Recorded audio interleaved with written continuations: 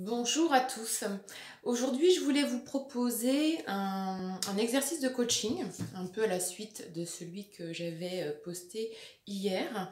Et j'ai un petit peu récapitulé toutes les choses à faire. Donc en fait, là, l'exercice d'aujourd'hui que je vous propose, il s'articule en 3 étapes. Dans un premier temps, la première étape, j'aimerais que vous preniez une feuille ou sur votre tableau, si vous en avez un, où vous notiez semaine 1 et semaine 2.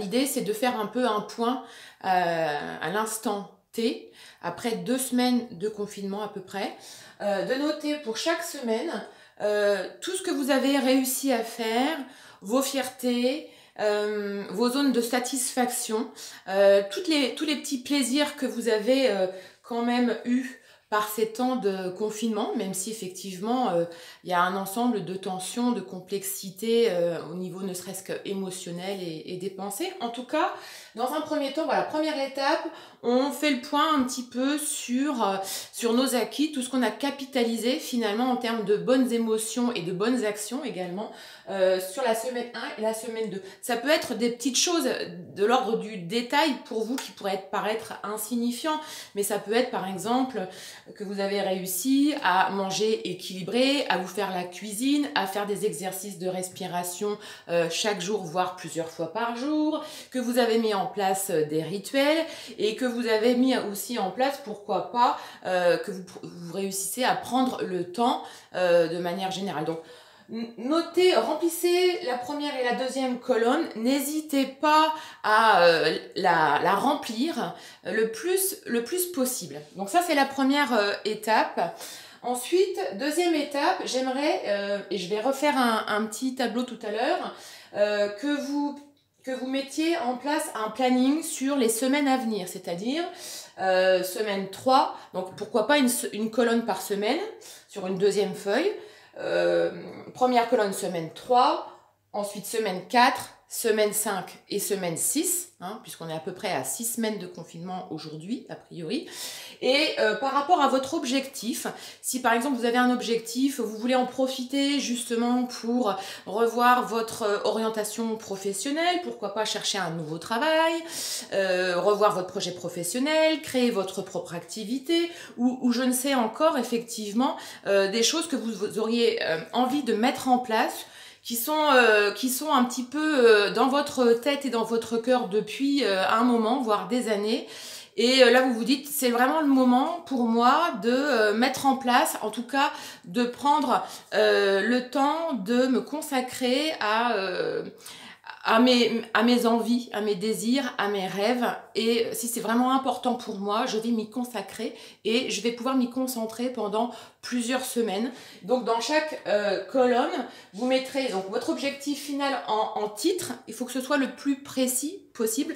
Moi par exemple, ça va effectivement être de construire et d'élaborer tout un plan de formation, une offre aux entreprises.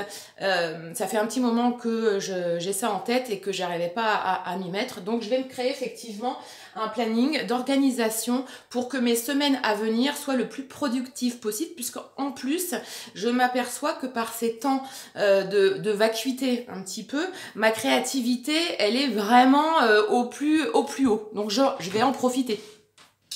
Ensuite, dans la troisième étape, j'aimerais que vous notiez justement tout ce qui va être de l'ordre de votre soutien quotidien, justement pour vous soutenir dans vos objectifs et dans votre organisation quotidienne par rapport à vos actions.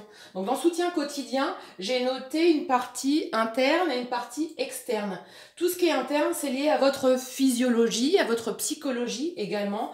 Donc j'ai noté pourquoi pas, par exemple, le sommeil, la respiration, l'air, l'oxygène qu'on respire, donc aérer aussi chez soi, le mouvement, l'hydratation et tous les exercices un peu physiques et aussi psychologiques et émotionnels qu'on peut mettre en place comme une petite discipline chaque jour, plusieurs fois par jour, pour maintenir notre système nerveux et notre motivation au maximum.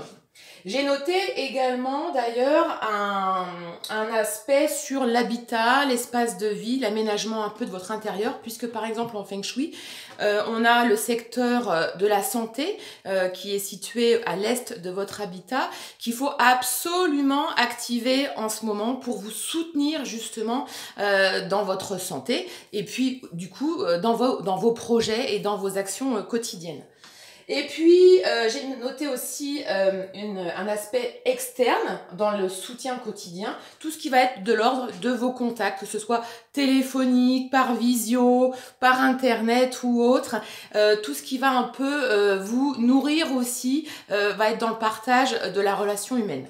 Et puis j'ai ajouté un petit bonus qui va un petit peu en lien avec la première, c'est notez et faites tout ce qui va vous stimuler, vous faire plaisir.